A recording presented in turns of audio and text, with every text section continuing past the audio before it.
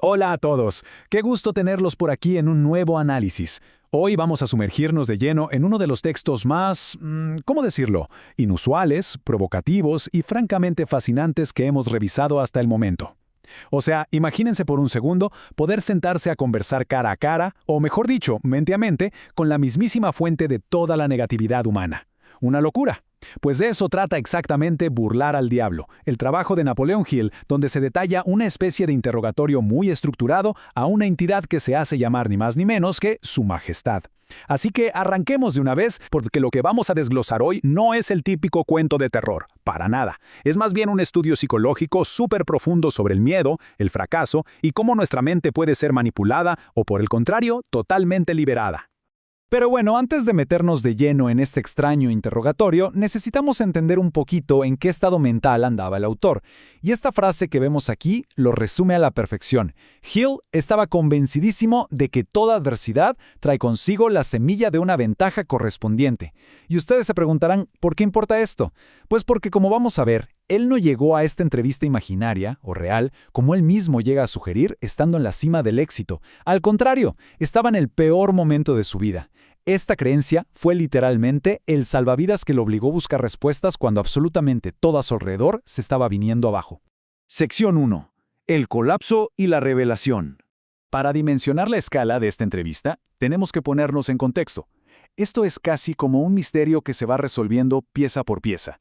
Hill no estaba simplemente sentado en una cafetería esperando a que le llegara la inspiración. Estaba atrapado en el centro de una crisis global que lo había dejado en la ruina total. Hablamos de 1929, la Gran Depresión. La historia nos cuenta que perdió una propiedad inmensa de 700 acres en las montañas y que sus ingresos se esfumaron de la noche a la mañana cuando colapsó su banco. Tratando de huir de este huracán económico, termina mudándose a Washington, D.C., donde pasa 3 largos años estancado, inactivo, solo esperando a que pasara la tormenta. Y fíjense lo que pasa. Un día, sentado en su auto frente al monumento a Lincoln, tiene esta epifanía tremenda. Se da cuenta de que él, el gran autor que escribía sobre el éxito y la autodeterminación, había perdido por completo su propia iniciativa. Estaba paralizado. Y es justo ahí, desde ese agujero de desesperación y apatía, donde empieza a exigirle respuestas a esa fuerza invisible que sentía que lo tenía amarrado. Sección 2. La anatomía del diablo. Y aquí es donde la cosa se pone súper interesante. El autor empieza la entrevista exigiendo que esta entidad se defina para acabar con todos los mitos que hemos inventado sobre ella. Y el punto de partida es este número que es, la verdad, escalofriante, 98%. El texto lanza la audaz afirmación de que esta fuerza negativa controla al 98% de la humanidad. O sea, según la fuente, casi todas las personas con las que nos cruzamos en la calle, en el trabajo o los que vemos en las noticias están operando bajo el control de algo que ni siquiera pueden ver. Es una afirmación gigante que nos deja muy claro el tamaño del problema que vamos a analizar. Ahora pongan mucha atención a cómo el texto define a esta entidad porque cambia todo. Olvídense de la clásica imagen del monstruo con cuernos y cola en punta. Aquí se nos presenta de una forma muchísimo más neutral y conceptual. Divide la energía del universo en 2 polos opuestos. Por un lado, tenemos al llamado diablo, descrito como energía puramente negativa que no solo vive en la mente de los que le temen, sino que también ocupa la parte negativa de cada átomo en el universo físico. Y del otro lado está la oposición, lo que los humanos llamamos Dios, que vendría siendo la energía positiva detrás del amor, la esperanza y el equilibrio de los planetas. Es fascinante, ¿no? Un universo perfectamente dividido donde esta fuerza oscura trabaja más que nada metiéndose en los espacios mentales vacíos que dejamos los seres humanos. Sección 3. Las semillas del miedo. ¿Y cómo logra infiltrarse exactamente en nuestras cabezas? Pues la fuerza tiene un arsenal de tácticas súper específicas. Lo que hace es básicamente plantar semillas de pensamiento negativo. Utiliza 6 miedos principales, que son súper efectivos. El miedo a la pobreza, a que nos critiquen, a la enfermedad, a perder a la gente que amamos, a envejecer y, por supuesto, a la muerte. Una vez plantadas, estas semillas germinan y van creciendo hasta apoderarse de todo el espacio mental. ¿Y saben qué es lo más insidioso de todo esto, según el libro? Que estas ideas se plantan con tanta sutileza que las personas juran y perjuran que son sus propios pensamientos. De hecho, escuchen esta afirmación tan dramática que hace la entidad sobre el miedo a la muerte. Citándolo directamente, dice: «Cumplo este objetivo haciendo que las personas crean que estoy de pie justo a la entrada de la siguiente vida, esperando reclamarlos después de su muerte para el eterno castigo». La entidad incluso confiesa que no tiene el poder de castigar físicamente a nadie, pero ojo, no lo necesita. El simple miedo a ese castigo futuro amplifica de tal manera su control que paraliza por completo la capacidad de la persona para actuar y vivir en su presente. Si desmenuzamos un poquito más esto, saltan a la vista dos herramientas que son absolutamente letales: la pobreza y la enfermedad. Al evaluar el efecto que tienen, vemos que la pobreza se usa con toda la intención de aplastar el ánimo, haciendo que las personas simplemente dejen de pensar por sí mismas. Y la enfermedad hace exactamente lo mismo. Un cuerpo enfermo consume tanta energía que no deja espacio para el pensamiento crítico o estructurado. El texto describe a estas dos como las mejores amigas de esta fuerza paralizante. Sección 4. Hábitos de destrucción. Llevando esto a la práctica, el texto nos regala un ejemplo sociológico buenísimo de 1938.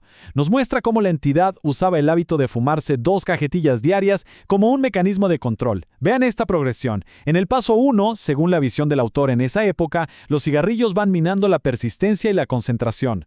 Después, en el paso 2, ese hábito debilita la fuerza de voluntad, abriendo la puerta de par en par a otros vicios como abusar del licor. Y así llegamos al paso 3, que es básicamente tirar la toalla, la pérdida total del pensamiento independiente. Lo que nos está tratando de decir la fuente aquí es que los hábitos destructivos jamás operan en el vacío.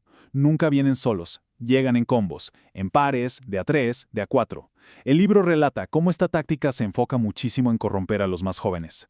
Todo empieza con una sola costumbre física que parece inofensiva, pero el verdadero objetivo de fondo es ir desgastando la resistencia de la mente pasito a pasito hasta lograr una sumisión mental absoluta. Sección 5. Aliados y enemigos. Ahora bien, ¿a quién le teme esta entidad? La lista de sus enemigos confesos es reveladora. Aparecen grandes pensadores de la historia, gente como Sócrates, Confucio, Lincoln, Voltaire. Básicamente cualquiera que motive a la humanidad a usar su propia cabeza es el enemigo público número 1. Pero lo que resulta súper curioso de esta lista es la mención de la fortuna Rockefeller. ¿Y por qué ellos? Pues porque, según nos explica el texto, las obras de filantropía de Rockefeller se dedicaban a erradicar enfermedades y construir mejores viviendas, atacando directamente las 2 armas favoritas de la entidad, la enfermedad y la pobreza extrema. Todo empieza a tener sentido.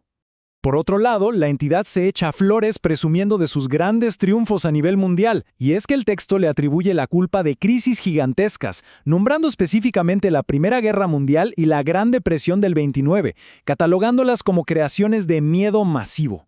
Imparcialmente hablando, es fascinante cómo la fuente sugiere que estos no fueron simples accidentes históricos, sino herramientas fríamente calculadas para inyectar terror en millones de mentes al mismo tiempo, apagando su capacidad de razonar de un solo golpe.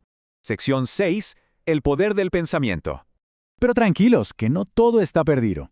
Después de entender cómo opera esta fuerza, el texto nos presenta la gran solución, un concepto que Hill bautizó como la mente maestra.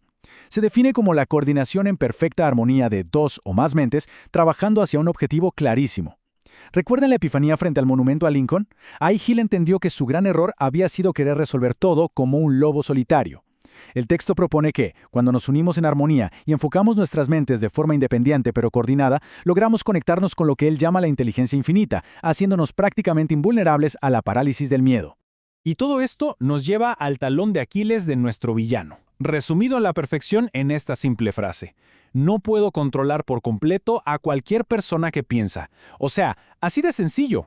El antídoto para no ser parte de ese 98% no es tener más fuerza física ni poderes mágicos.